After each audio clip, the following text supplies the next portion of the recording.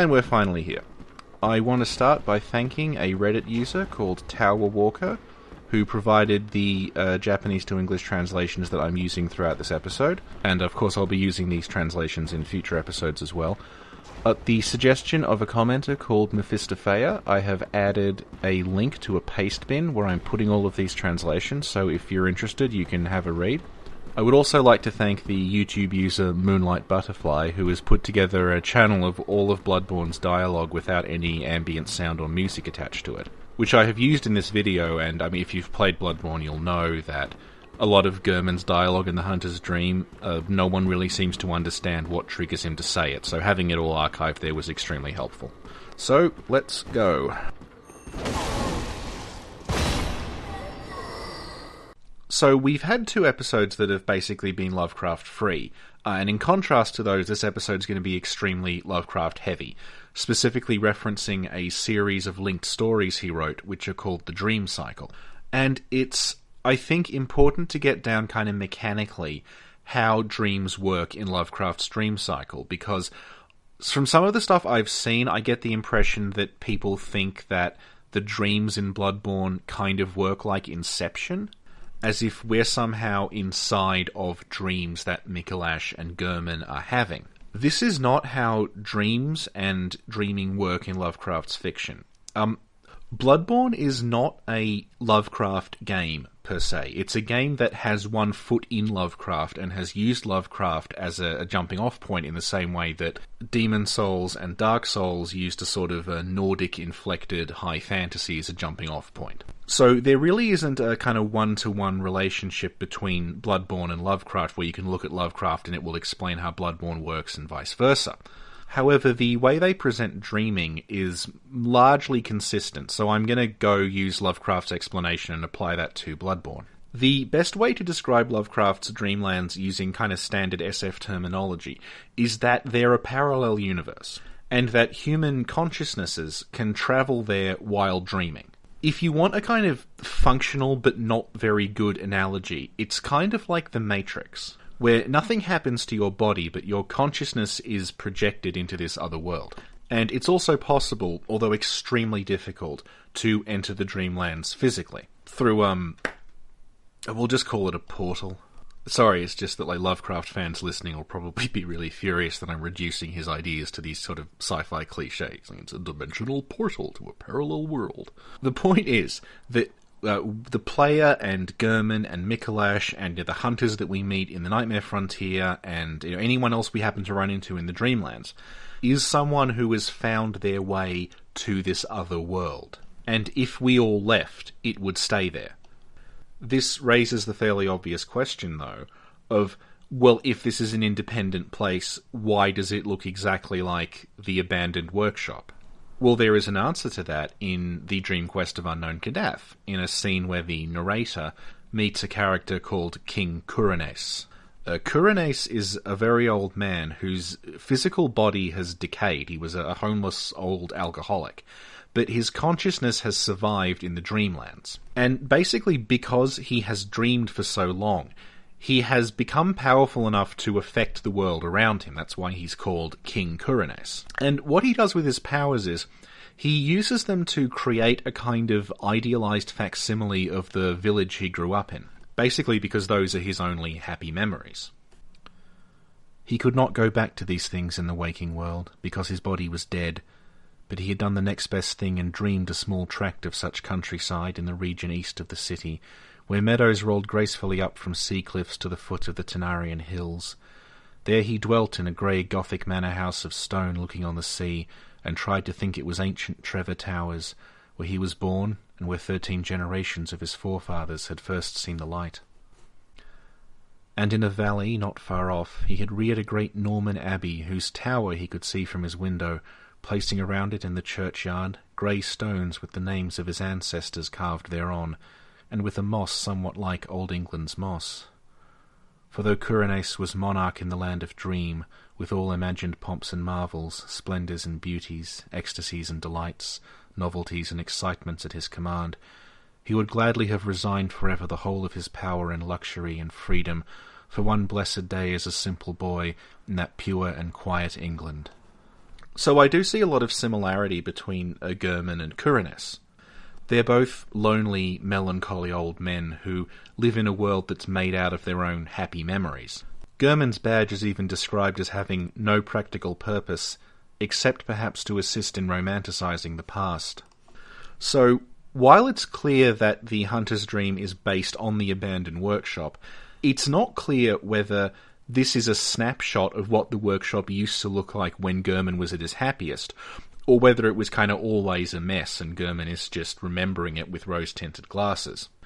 But it's also possible that the Moon Presence is the one that created the Hunter's Dream. We'll go into this later, but basically all signs point to the Moon Presence being summoned at the abandoned old workshop. And if that's true, then the Moon Presence may have just shaped this area of the Dreamlands to resemble the workshop because that's where it was summoned. Like if you have a pet lizard, you try to make the environment in the lizard's tank match as closely as possible the environment where that lizard would be found in the wild. So I'll do a side-by-side comparison here and just quickly reel off the differences. The Hunter's Dream is filled with headstones that are not present in the abandoned workshop, with the exception of the one we sometimes see the doll pray at. Basically every headstone model in the game is used here. I don't know if there's anything significant about them, although I would draw your attention to the final ritual altar. In one of Redgrave's Little Things in Yharnam videos, he talks about how the Hunter's Mark looked to him like the Hanged Man, the tarot card. My gut reaction there was that he was kind of stretching, but then you look at the final ritual altar, and that just is the Hanged Man. The leg is crossed in exactly the same way, so as far as I'm concerned, he's absolutely right. The break in the fence is present in both the workshop and the dream. In the dream it leads nowhere, but in the workshop it leads to the stairway that will take us to Cathedral Ward. Although interestingly, the gate that leads us to the area where we fight Gurman isn't present in the workshop. And there doesn't even seem to be ground there that would lead to the base of the tree. So it seems like the kind of graveyard area where we fight Gurman was an addition to the dream that's not present in the waking world, although the tree is present in both. You can actually see the base of the tree properly in the waking world if you head to the area just prior to Yahar'gul and use the monocular. The way the doll talks about it as the Great Tree makes it sound like it's significant, but there doesn't seem to be anything significant there at all. It's just the roots of the tree. But then having just talked about the Hanged Man, it makes me think, well, the Hanged Man is hanging from a tree. So maybe, this is the tree from which, the hunters or maybe just Gurman are kind of symbolically hanging. As for these odd poles in the distance, I have no idea what they're supposed to be. The problem with them is that you can see the top of them, so there's clearly nothing at the top. They just end. So, there's all kinds of theories that I've read that, at the top of each one of these is another workshop, or that these are the bottoms of the masts you see poking through the mist in the Nightmare Frontier. But, no, we can see the top, and they just have a blunt end to them. If I had to come up with some kind of explanation for them, I would say that either Gurman or the Moon Presence, or whatever it was that created the Hunter's Dream, has a kind of fleeting impression of Yharnam as a city of very tall towers, but it doesn't remember them in enough detail to actually dream them accurately. So we have a landscape that gives us the impression that we're surrounded by towers. That's very, very stretching it, though. I think they might just be weird. The most substantial differences, though, are actually inside the workshop. There's this message in the corner that tells us to halt the source of the spreading scourge of beasts. And what's really interesting about this message is that it's actually got a kind of unique graphic to it. There are two kinds of messages in Bloodborne. There's the normal ones that we're used to seeing, where the messengers pop out of the ground and give us a note. And then there are these ones that appear to just be something someone has written down, with a little kind of sparkle graphic on the top of it to draw our attention to it. The one in the dream actually uses both. It's the grey bubbling effect with a sparkle on it. And if you look closely at it, there's nothing there that this seems to be written on. There's no paper, there's no book, it's just there. So it looks like this is a direct communication from the messengers, except that it uses the sparkle overlay, which makes it look like this is supposed to be written somewhere. For all I know, it's a design oversight, but it is odd that it only shows up here. Maybe the developers just really, really want you to notice this message more than the others. I don't know. There have been a lot of theories around this statue, and before I get into them, I want to point out that the whole kind of back area of the workshop it's in a pretty dilapidated state in both the waking world and the dream. Like, the dream workshop has a nice fire going, and it's got a row of photographs, and it's got this little table where you can have tea. But the back part is still, it's very, very dingy, it's covered in cobwebs, and it doesn't really fit with the aesthetic that the rest of the Dream Workshop has going for it. There are candles lit, but it just looks like no one takes care of it. And when we meet Gurman inside the workshop, he's always facing away from it. So it's possible that this is like a bad memory for Gurman of what happened at the real workshop, and we'll get into that in a second, but I want to go back to the statue now. The thing about these statues to me is basically that they reek of cut content. If you remember the very, very, very first Bloodborne trailer, back when it was called Project Beast rather than Bloodborne, there was a very, very brief sequence of the main character shoving a kind of like a sword or a rod or something into one of these statues and light coming out of it. And you'll remember, of course, the ones in the Chalice dungeons have lanterns on them, which illuminate when we operate the lever.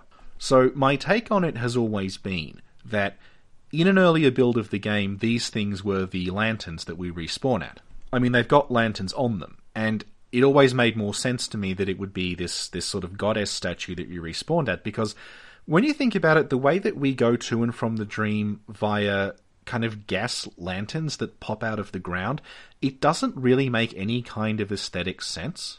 Like, unless there's some Japanese cultural thing that I'm unaware of, I don't really get why a lantern that's come out of the ground that for some reason reaches our knee is connected to going into a dream.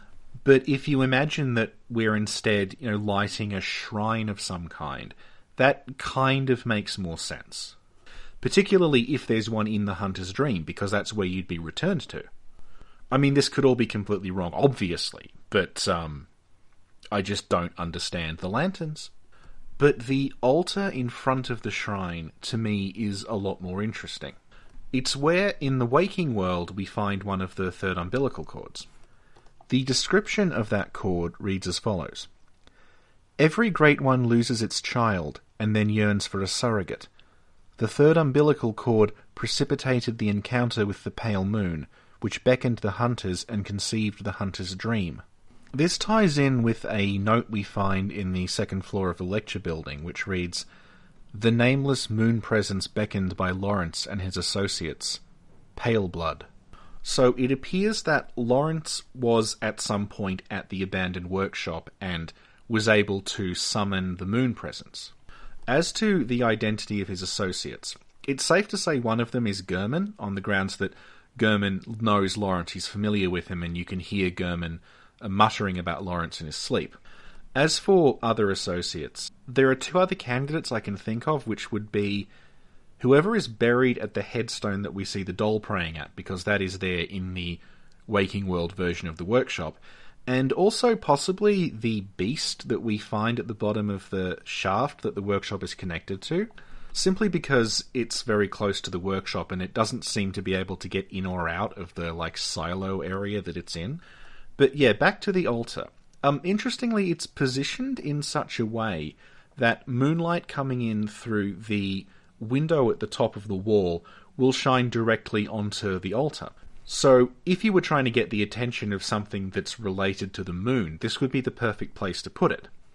I'm also interested in the blood that we see all over the altar in the Dream version. I've seen people suggest that the blood is there because we're using the Rune Workshop tool to brand the Carol runes into our brain, and that's causing blood to come out. But, I mean, as you'll recall, the Carol rune descriptions state that Provost Willem would have been proud of Carol's runes, as they do not rely upon blood in any measure.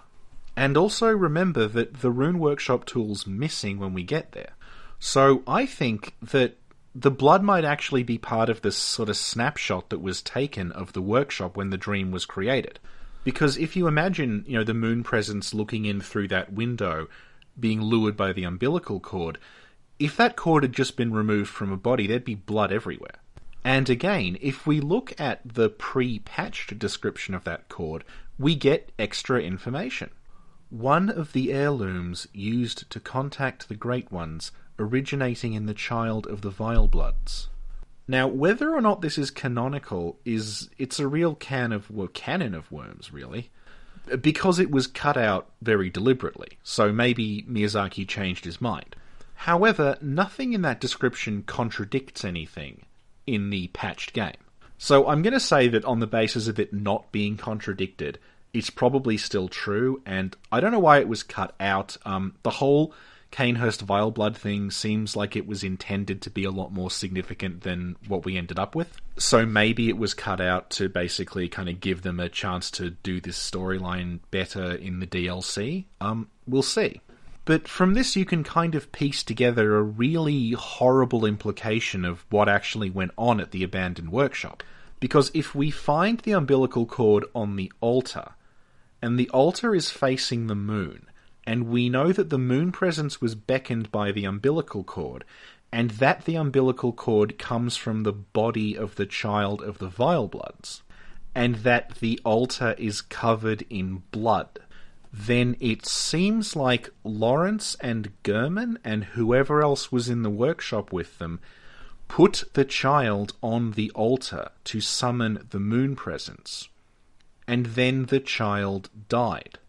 I don't think that this is an intentional case of child sacrifice, because the whole idea of children luring Great Ones is that Great Ones want surrogate children, and if you killed the child, the Great One obviously would lose its surrogate.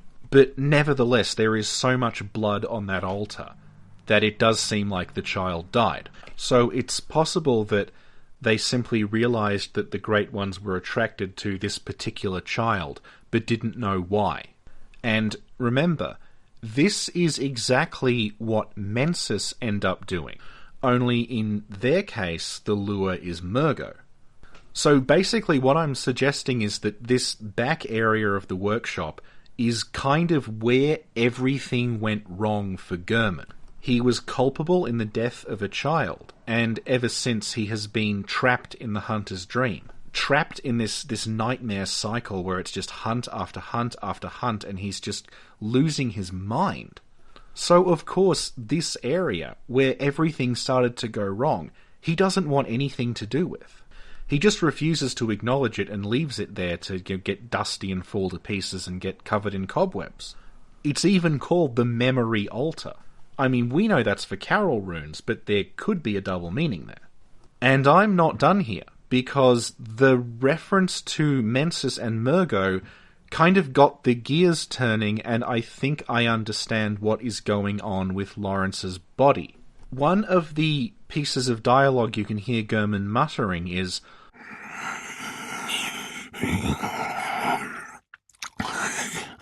"Oh, Lawrence, what's taking you so long?"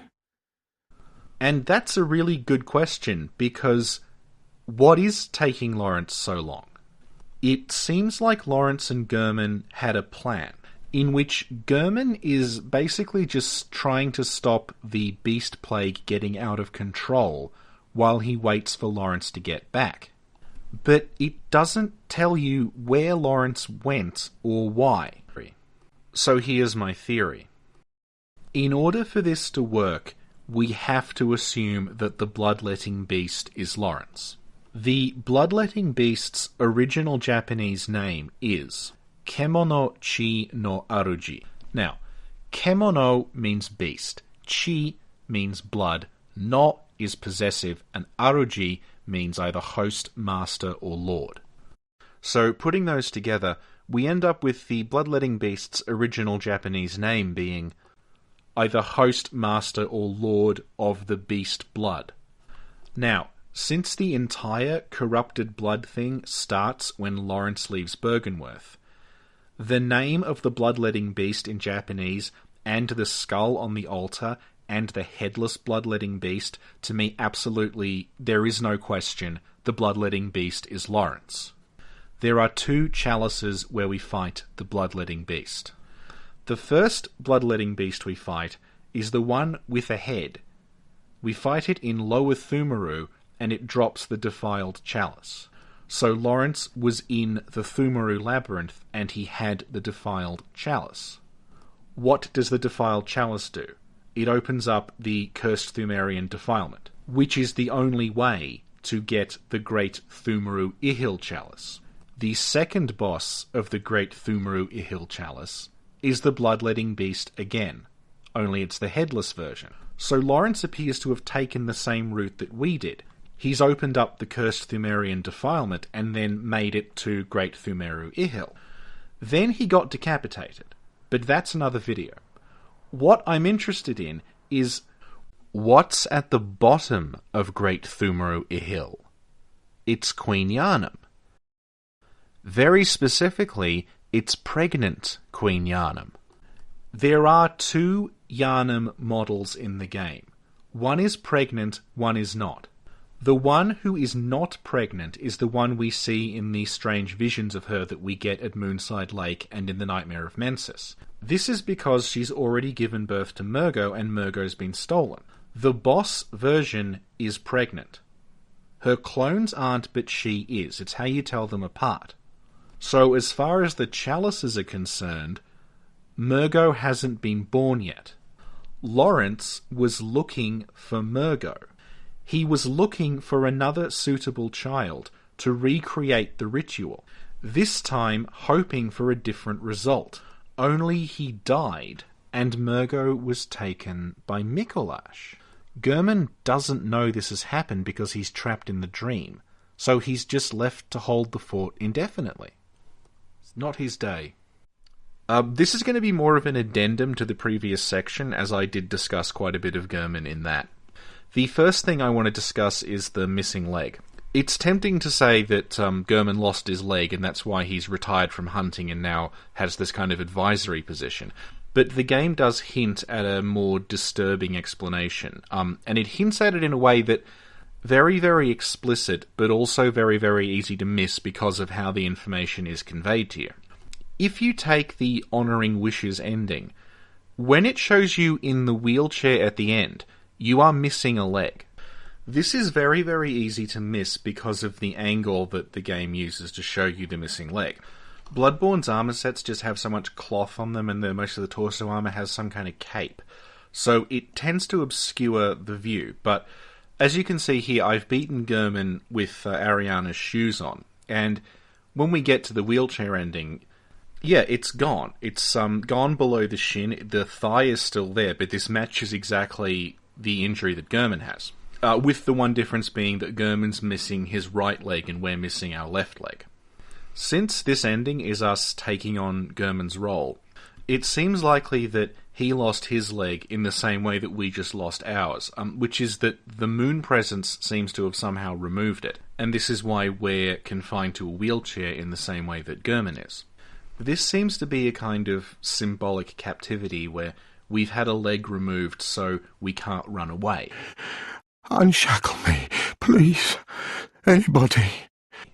Obviously I say symbolic because, we couldn't escape from the dream anyway. The moon presence has captured us. And also, when we fight Gurman, he's capable of moving around, relatively freely on his prosthetic leg. So it seems more like this is a way for the moon presence to mark us and say, you're under my control now. You're basically a bird that's had its wings clipped so you can't fly away. So I guess Gurman used to be a hunter like us, then he took a great one to the... There's also this odd little quirk where Gurman's model changes when he stands up. People have said that maybe this is kind of Gurman remembering the glory days, this is how he used to dress and how he used to behave, so he sort of becomes his younger self again when he fights you. The problem with that is that he still has the prosthetic leg. Like, you'd think if Gurman were somehow regressing back to his sort of prime that there'd be more of a change, but it just seems to be different clothing. So I think it might just be a mistake. The amount that Gurman knows about the waking world post the dream being conceived is either very revealing or just inconsistent, and I can't tell. I'm specifically thinking of how he knows all about the burning of Old Yharnam. Yet the town is in disarray. It was burned and abandoned for fear of the scourge. Home now only to beasts. So, either someone has to have told Gurman that Old Yarnum was burned down, or he has to have been there. If he was there, then that puts the burning of Old Yarnum at a point in time prior to Lawrence summoning the Moon Presence, which is, a very long time in the past. But then the impression you get from Old Yarnum as an area is that the burning of Old Yarnum took place fairly recently. The piles of corpses still have skin on them, and the strung-up bodies are actually still on fire. And, there's that note near Gilbert that mentions the burning of Old Yarnum. So there's two possibilities that I can see. The first is that Gurman's being kept informed of what's going on in the waking world by other people who dream. But in that case, the whole thing where he's worried about Lawrence and Willem doesn't seem to work, since surely he would know about, Lawrence being decapitated and his skull being worshipped in the church, and, he would have heard that Willem had gone insane.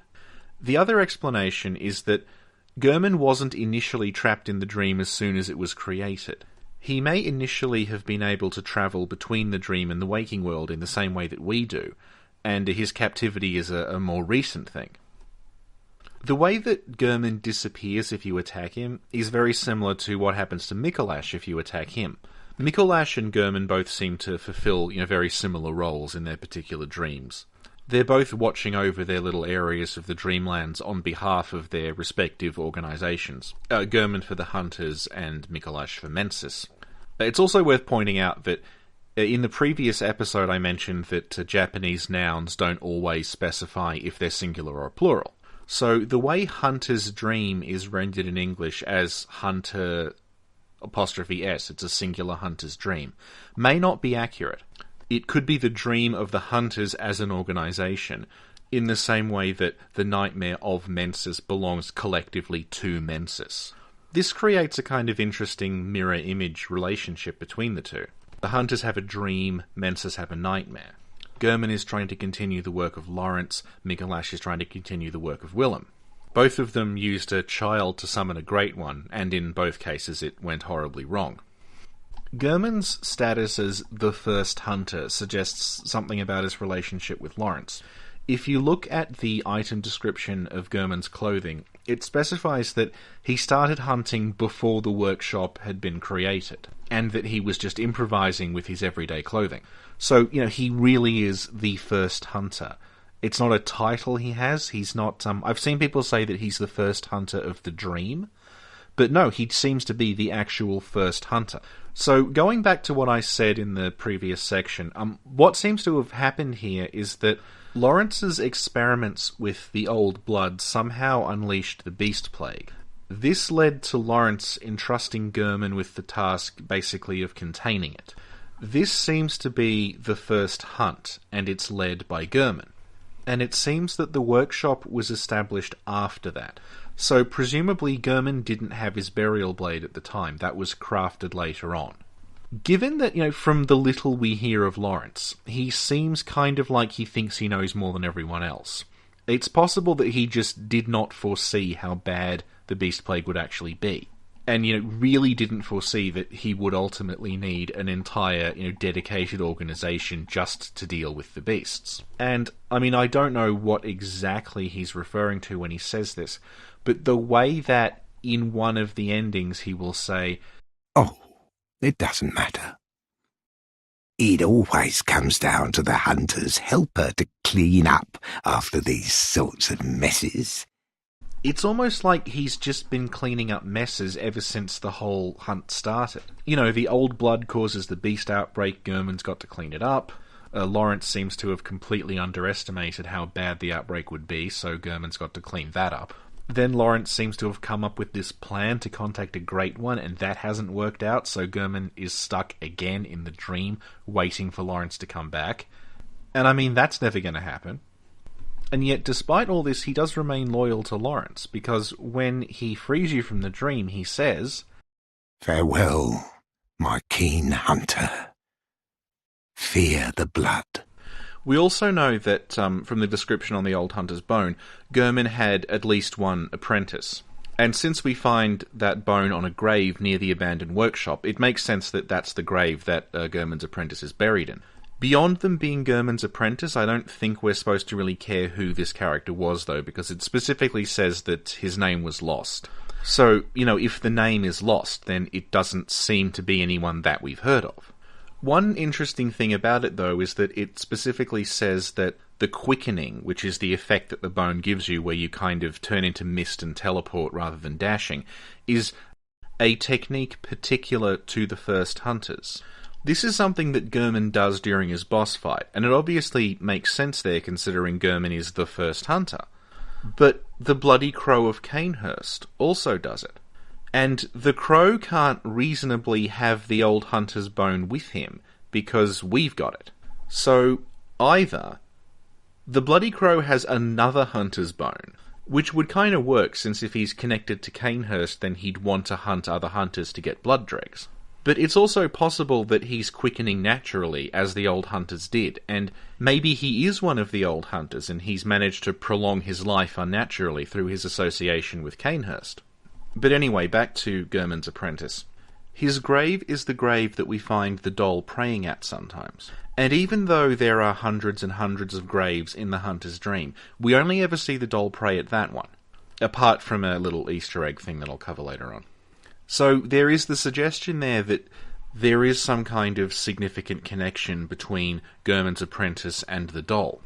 And since that grave is present in the waking world, along with the doll, we can fairly safely assume that Gurman's apprentice died before the hunter's dream was created, before Lawrence beckoned the moon presence. Which also means that whatever was going on between Gurman's apprentice and the doll also predates these events. So, at this point, we kind of have to turn to the doll itself. I think it's safe to say that the doll is probably the most opaque and impenetrable major aspect of Bloodborne. There's just been theory after theory after theory as soon as the game came out of what is going on with this thing. That is she possessed by Erden? Is she possessed by the moon presence?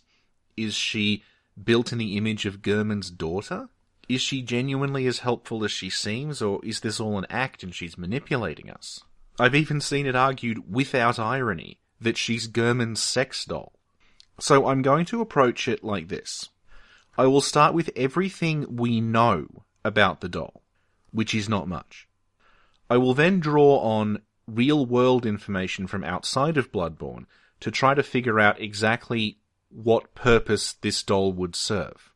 I'm then going to try dovetailing those two strands and see if we can get anything comprehensible out of it. These videos have been based on inferences, so we can come up with a hypothesis. But the problem is that we can't use that hypothesis to engage in any further investigation because there's no way to kind of, go to Yharnam and ask Gurman what happened. And short of Miyazaki himself confirming or denying something, or the upcoming Old Hunters DLC confirming or denying something, educated guesses is kind of all we have. So, on to what we know about the doll. Firstly, the doll is very, very tall. I don't think this is trivial, because there are tall NPCs in the game. Gascoigne's a good example. But the doll is like 8 feet tall. Now, she was designed, so whoever designed her has to have either decided to make her 8 feet tall and Miyazaki was okay with that, or Miyazaki told them to make the doll 8 feet tall. Secondly, her hair is grey. It looks grey on the model, and the hair clip specifically says that it's grey. So it's not that she's, a very, very light blonde and it looks weird under whatever lighting they've used. Her hair's grey, but she is otherwise modelled after a very young woman. This is very odd because it's possible for a young person to have white or grey hair, and it's, not unheard of in anime for a young person to have white or grey or silver hair as a way of making them stand out. However, Bloodborne's aesthetic is clearly not anime, it's gothic. Also, no other young characters in this game have grey hair. You have to be approaching Gurman's age for grey hair to be a thing, so the doll's grey hair is very unusual. Thirdly, the doll very specifically has articulated hands. So, whoever built the doll built her to have these articulated hands. They're not a feature of her being animated by whatever has brought her to life. Fourthly, The doll will respond to most of the gestures that we can make with a gesture of her own. Bowing and clapping are quite common. I'm going to do numbers from now on because fifthly sounds weird. Number 5. Whatever the doll's skin is made of is cracking. If you move the camera up very, very close to her, you can see small fractures forming all over her face, in particular around her scalp. This is consistent with just paint cracking given time and it drying out and the thing it's painted on expanding and contracting. So we can safely assume that the doll's face was painted on. 6. The doll is found in the abandoned workshop. She's slumped in a corner near what we come to know as the memory altar. This is not somewhere the doll ever stands when we're in the dream. 7. In her inanimate state, whether in the waking world or the dream, the doll's index finger will move independently. This could imply that even when inanimate, the doll is kind of slowly coming to life. But if the doll was designed as a piece of automata, which the hands seem to indicate, then this could just be a function of her design. 8. The doll in the dream allows us to become stronger by taking our blood echoes. We hold out our hands to her, and she places her hands either side of our wrist as if she's tapping into the vein. This is a kind of reverse version of what happens if you're a vile blood and you start trading blood with Annalise. She will hold out her hand and then we'll make a motion as if we're drinking the blood from her wrist. Also note that we don't trade blood with the doll, we trade blood echoes with the doll. Honorable Hunter, pursue the echoes of blood. I sense the ancient echoes. They course your veins. The Japanese name for blood echoes is chi no ishi, which translates to something like the dying wish of the blood. This is more descriptive than simply calling them echoes, but still doesn't really explain what they are. But the point is, this is not blood. Cold blood is blood. So despite what Gurman says, A workshop where hunters used blood to enhance their weapons and flesh. That's not what we do, and it doesn't seem to be what the doll was designed for because the one in the waking world doesn't do this. 9. The doll in the abandoned workshop has slightly different descriptions depending on what version of the game you play. The North American version describes her as just a plain doll. If you have the European version, however, it says an abandoned doll.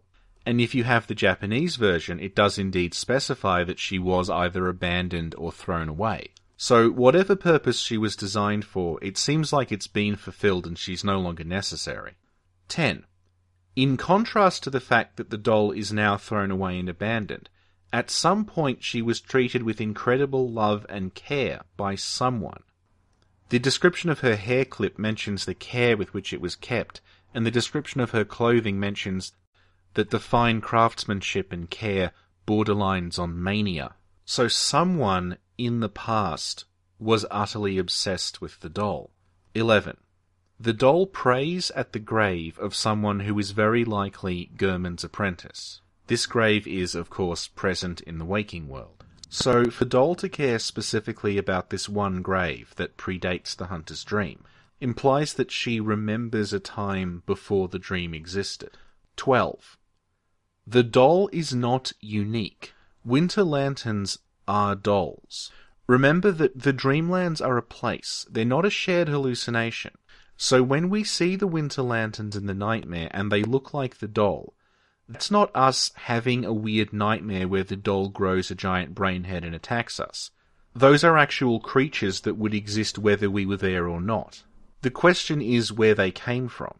So either Mensis has created something specifically patterned after the doll in the nightmare, or Mensis brought a bunch of dolls with them.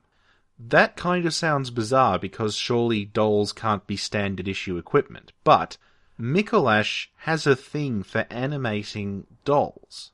I mean, they might be corpses, but they're clearly moving around like they're marionettes on strings. So whether the dolls were either constructed in the nightmare or brought into the nightmare from outside, there is still more than one doll.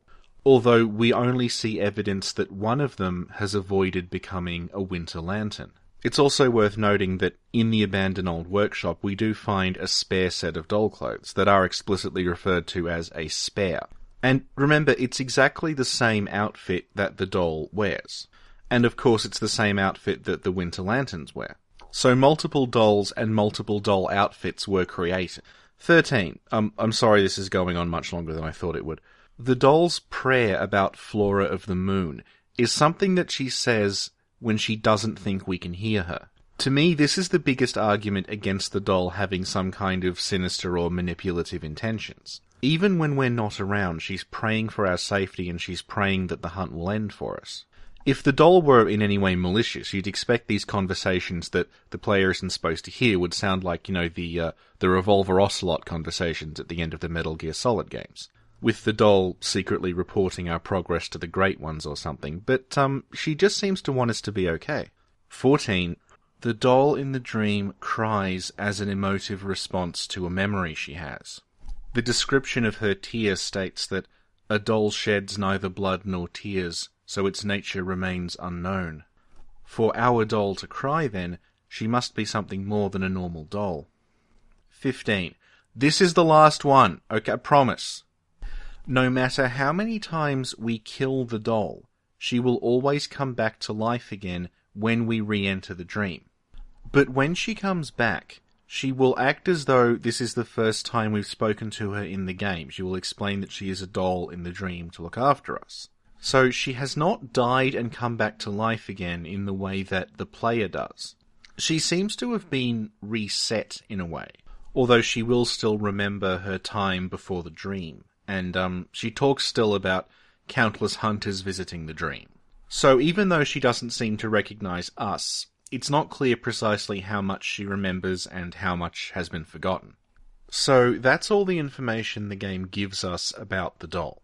And as you can see, we're shown quite a lot of little details about the doll, but bigger questions like why she exists and what she's doing aren't really answered. So before I start making big grand assumptions about her, I'd like to look at dolls in Japanese culture. Firstly because obviously Miyazaki is a Japanese designer working in a Japanese studio. And secondly because dolls and the whole idea of an inanimate object gaining a soul is something that you see a lot of in Japanese culture. Obviously, we have it in the West in things like Pinocchio and arguably Transformers. But, you'll see. In the Japanese script, the doll is only ever referred to as a ningyo, which simply means doll. However, Japanese dolls are divided into a series of different categories that all have their own different name. So the game is not specifying the kind of doll she is, but we can try to figure that out by looking at her design. My initial thought is that she was what's called a karakuri, which is basically an automaton, a doll that's designed to be able to move by itself. These can sometimes be puppets, but some are capable of what appears to be independent movement because they have a series of springs and things inside that can be wound and cause them to move around by themselves. The one that's on screen now is a very famous kind of karakuri that's designed to serve tea to guests. Basically, its movement is dictated by a lever inside it that's connected to its hands. So what happens is when you put something on the tray it's holding, its hands move downward, which triggers it to move forward, and then once you take the thing off the tray, the pressure is released so the hands come up again, and that triggers it to move backwards. So it gives the impression that it's like a little butler robot that moves by itself. Other karakuri are designed to perform other actions. Some are very simple, some are very complex. What made me connect the doll to a karakuri? Firstly, it was the hands. Her hands are very, very clearly segmented. So the design has prioritized her being able to move her hands over her hands looking realistic. So prior to her coming to life, she was designed with movement in mind, even if it was just her hands. The second thing, though, is the little gestures she will do if you gesture to her. She'll perform very basic actions like bowing in return and clapping and things like that. These are the kinds of motions that a karakuri would be designed to perform. Obviously, the doll in the dream is animated by some force and she's gesturing of her own volition, but no other NPCs that I'm aware of have this kind of reaction to gestures, and the way that she reacts does seem very almost mechanical. So, if her hands were designed for movement, it's possible the rest of her was as well, and these little gestures she gives us were part of it. This might also explain why she's 8 feet tall, because obviously a larger doll would be easier to build complex mechanisms into. This is probably stretching it though, because I have another explanation for her being so tall that I'll get to later. So I'd say that there is a reasonably good case to be made for the doll being some kind of karakuri. The second kind of doll I want to look at is called the Iki. Iki dolls are designed to be as realistic as possible. So this doesn't fit with the doll having these strange articulated hands, but it does fit with her face, which does look very realistic. The real reason I wanted to talk about Iki with reference to the doll, though, is that one of the most famous Ikis is of a pregnant woman. The abdomen of this Iki can be separated from the rest of the body, and inside you can see various stages of fetal development.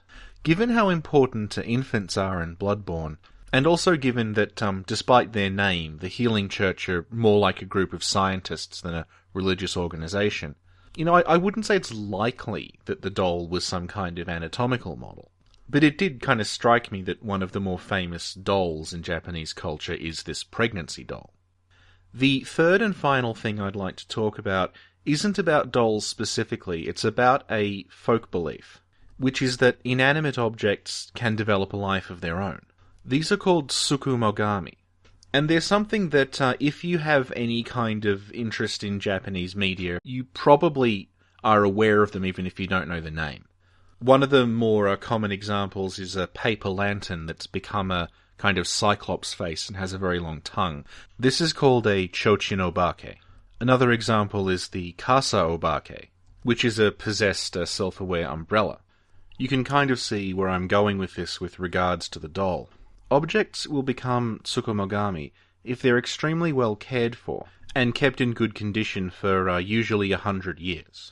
In which case they're supernatural, but they're basically benevolent.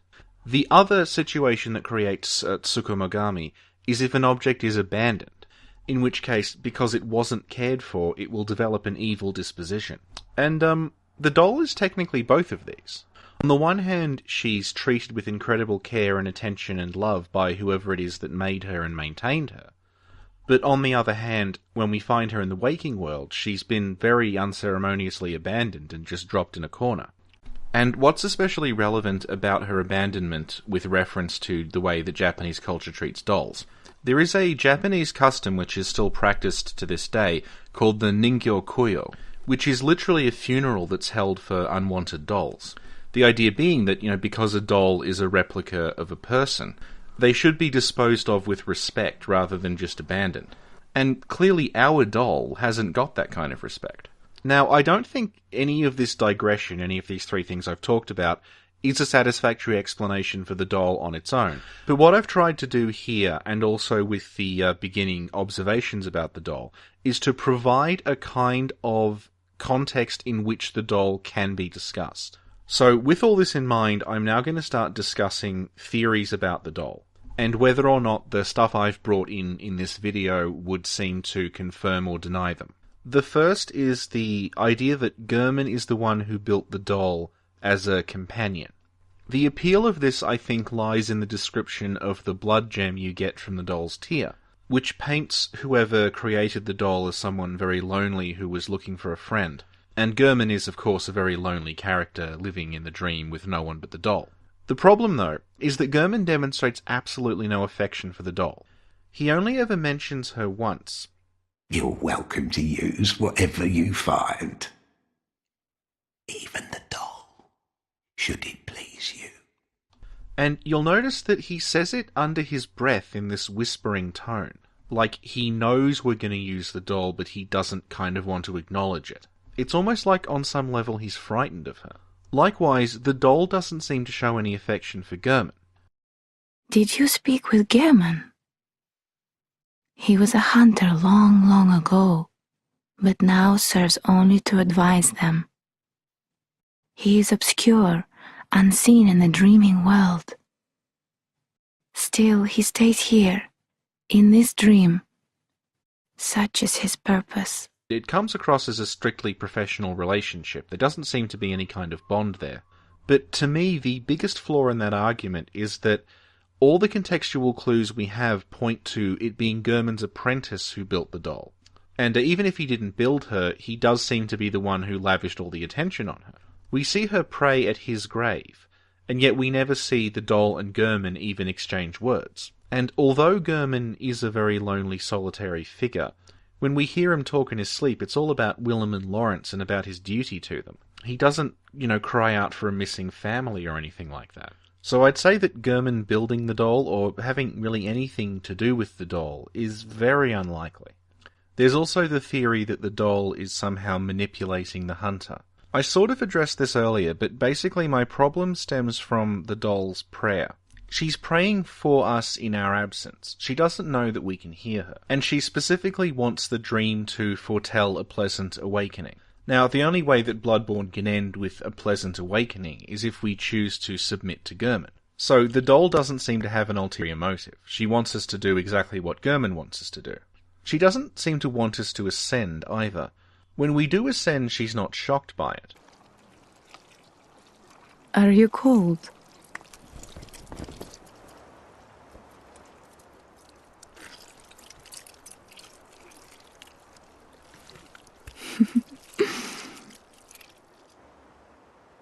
Oh, good hunter.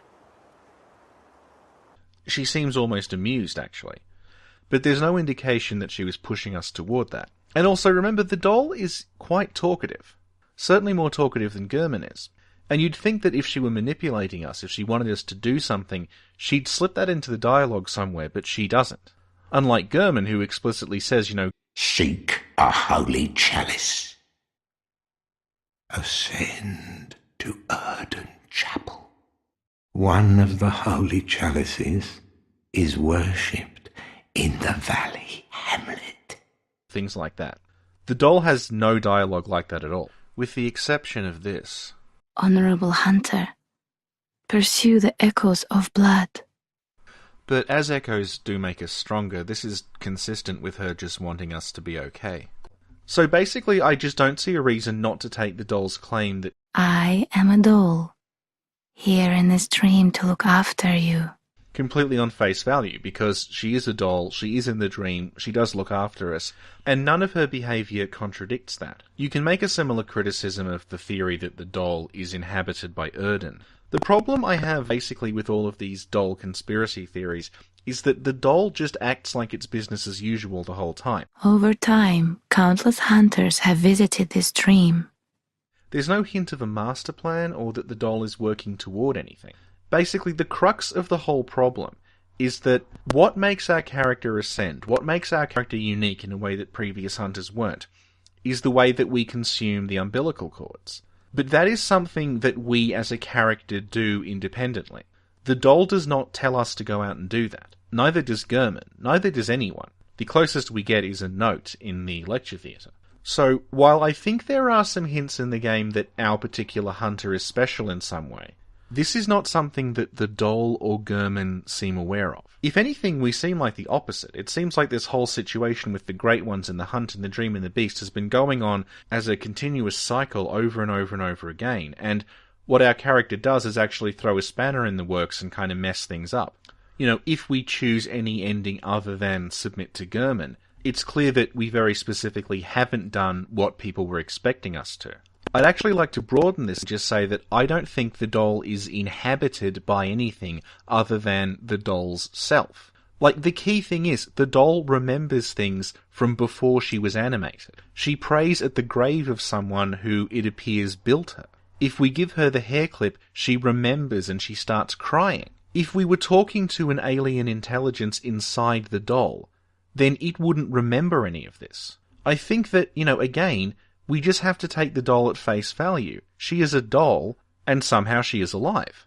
This is precisely why I brought up the whole Tsukumogami thing, because there is a precedent for this kind of stuff in Japanese folklore.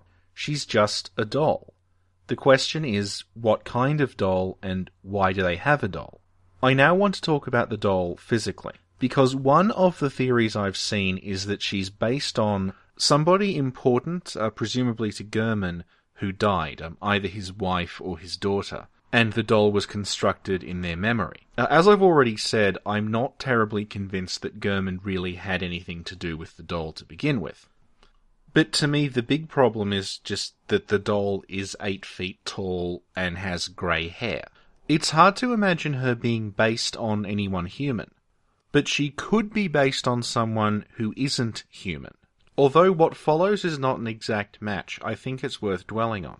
And that's that what differentiates a Pthumerian from a human is that Pthumerians are much taller, they have very pale skin, and they have very pale hair. They also have very dark, very deep-set eye sockets, which the doll doesn't have physically, but she has so much makeup around her eyes that it does kind of give that impression. But equally, there are a lot of Pthumerian traits that she doesn't have. While her skin is pale, it's not the same kind of bluish pale that we get with the Pthumerians. Pthumerians also have very, very pronounced cheekbones, which the doll doesn't have. So she appears to be kind of half human, half Pthumerian. Or a vile blood. Well, we don't see Queen Annalise's face. Her skin and hair are extremely pale, like a Pthumerian. But the portraits around Canehurst and the look of the ghosts there suggest that the people there looked reasonably human. And if she is somehow based on Annalise, then that might explain the similarity between exchanging blood dregs and exchanging echoes. Even though they're not technically part of the Hunter's Dream, we do need to start addressing the Winter Lanterns. I think there might be something in applying the Tsukumogami explanation to the lanterns as well. If our doll was the original, and she was treated with incredible care and respect by her creator, then that could be why she has a benevolent nature in the dream. The lanterns, however, don't. Although one of the problems with discussing the Winter Lanterns is that it's not clear if the lantern is one single creature, a doll that has grown a huge brain and gone crazy, or if the brain has just kind of taken over an inanimate body. I'm tending toward the first explanation there, purely because if you kill a Winter Lantern in melee, as part of its dying animation it will reach its hand out. So a humanoid form does seem to come naturally to it. So if these dolls were treated without love and without affection and without care, then that would explain why, within the dream, they're hostile. They've risen as a hostile Tsukumogami. And there's an interesting little theory in that, because if these dolls were made by Mensis, then given the time frame, they would have been made long after the original doll was. So when I talked about there being multiple dolls earlier, it could be that there was one original doll crafted by Gurman's apprentice, and then Mensis, in their attempts to recreate whatever Lawrence did to summon the moon presence, for whatever reason decided to copy the doll's design.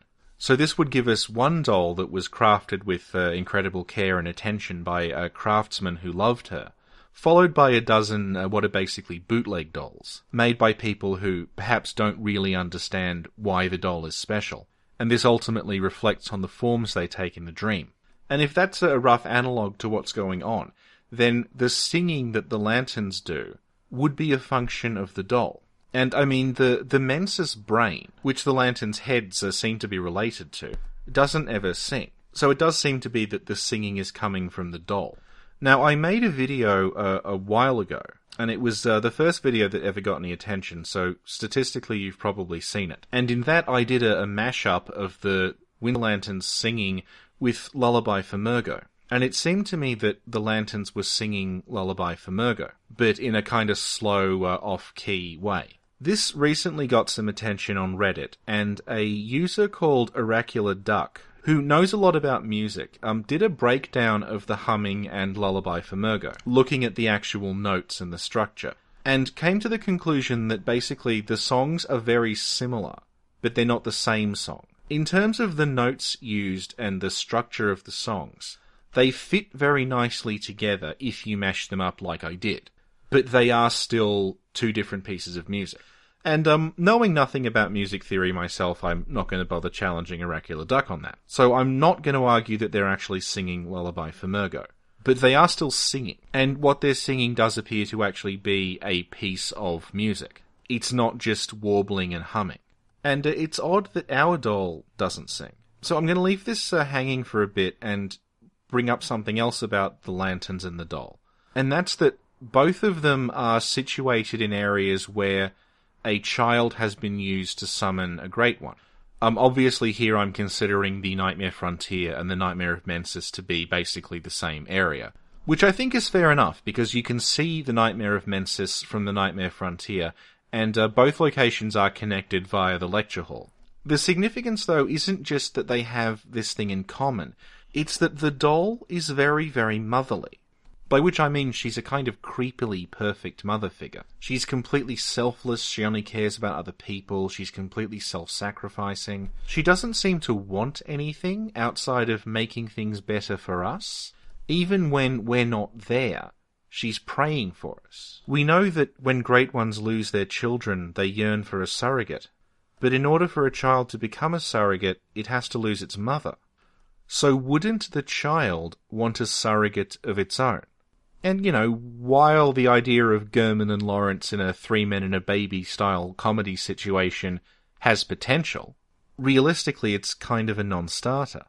So could the doll have been constructed with the intent of providing a substitute mother for the vile blood child that Lawrence and Gurman sacrificed to summon the moon presence? And the dolls that Mensis have were designed to fulfill the same function with Murgo? Because really, the big problem with Murgo is the crying.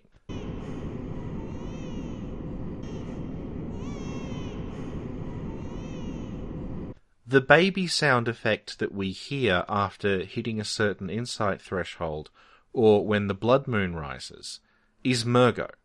It's not just a creepy sound effect. And you can test this, because after beating the wet nurse, in which we either rescue Murgo or Murgo dies. I tend to think that we rescued him, but that's another video. If you don't then immediately head to the fight with Gurman and just go hang around Yharnam for a while, you won't hear the baby cry again. Or at least I didn't hear it when I sat there for about 20 minutes testing this.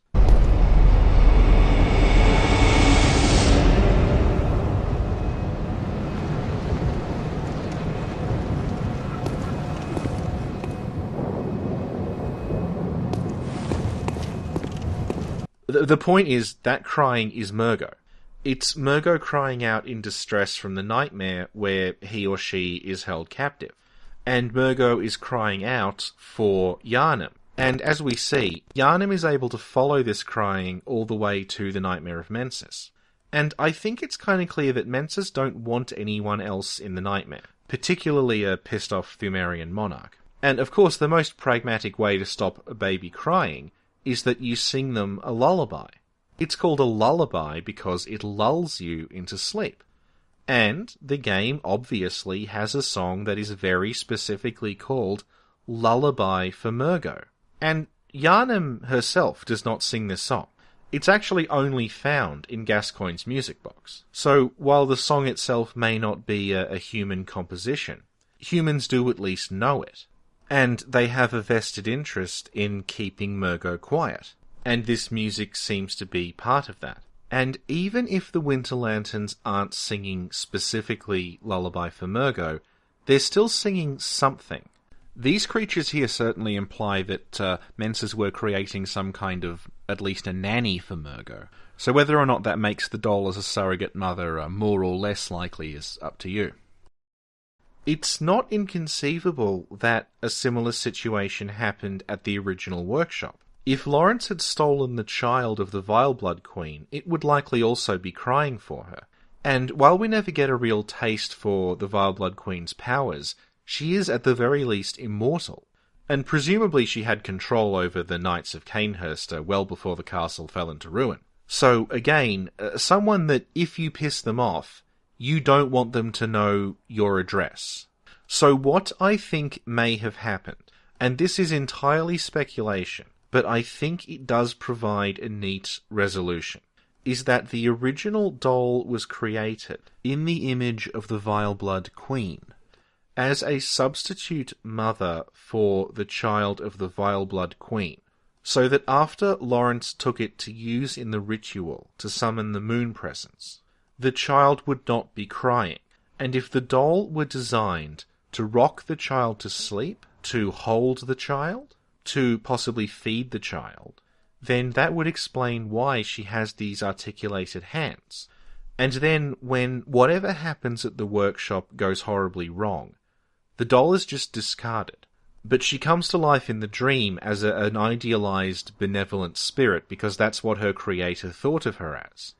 Mensis then come along however many years later and attempt to do the same thing. And they must realize that in order for this to work, they will need a doll to shut up Murgo. So they create their own dolls. And these ones are designed to sing. But then, when everything goes horribly wrong in the Nightmare of Mensis, their dolls, being metaphorically and literally soulless copies of the original, rather than becoming benevolent, mothering spirits, instead become whatever this is. There's obviously a lot of speculation in that, but it is, to me, the most complete theory that I can come up with. It might also explain Gurman's apprentice's obsession. If Lawrence went to Canehurst, then this apprentice might have gone with him, and either fallen in love with or just been bewitched by the Vileblood Queen. So when it came time to make a doll of her, his obsession was projected onto the doll. And if she came to life in the image that he gave her, then that would explain why Trading Echoes looks like we're trading blood dregs. She's a nice Vileblood. But ultimately, unless the old hunters drop some kind of major revelation on us, which it might well do, we'll just have to accept that her nature remains unknown. Well, the night and the video were long. Before this ends, I just want to talk about why I didn't mention this. Basically, in case anyone doesn't know, what happens is, if you choose Submit to Gurman, you'll see the doll pray at your gravestone in the ending sequence. And then when you go into New Game Plus, you'll see that that grave is still there. And the doll will sometimes be seen praying at it in the way that she prays at the grave of Gurman's apprentice. The thing is that this doesn't make sense, and there's no way you can make sense of it in a way that's consistent with the rest of the game world. It's a little Easter egg that the developers left, but it's not... The thing is that New Game Plus plays out identically to our first playthrough. Which means, characters that died are alive again. The Menses ritual hasn't happened yet. People don't recognize us. So really, the only way you could make sense of something like this would be to say that the whole game works like Groundhog Day. Which is, it's unlikely. So I didn't really talk about it. Oh, what else? With regard to scheduling, I'm trying to knock out as many of these as I can before The Old Hunters comes out. Because basically I'd just like to, for the sake of consistency, have the base game covered in as much detail as possible, and then address The Old Hunters separately, to see if it confirms or disproves anything. So I'll probably up my release frequency, which I should be able to do because I've finished recording everything. Although, having said that, I've thought I've finished recording everything at least 12 times by now. Next up, I'm interested in doing another enemy analysis video. This time on the beasts that we find around Yharnam, just to see if everyone turns into a unique beast, or if the beasts are somehow related to each other, and whether it works like Pokemon. So I will see you later.